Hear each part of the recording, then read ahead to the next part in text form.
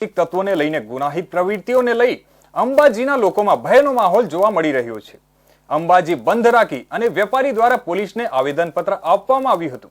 યાત્રાધામ અંબાજી ખાતે છેલ્લા કેટલાય સમયથી કેટલાક અસામાજિક તત્વો દ્વારા ગુનાહિત પ્રવૃત્તિઓને લઈ અંબાજીના લોકોમાં ભયનો માહોલ જોવા મળી રહ્યો છે।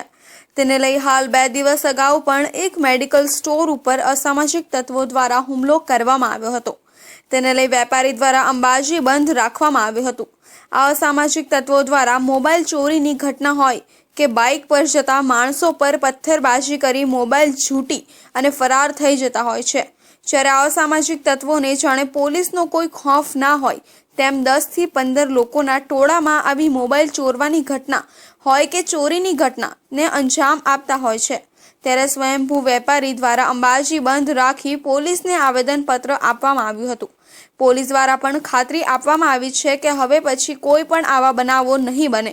અમે કડક પગલાં લઈ જે પણ આવા આવારા તત્વો છે તેમના ઉપર સખ્ત કાર્યવાહી કરીશું તેવું આશ્વાસન ગામના વેપારીઓને આપ્યું છે।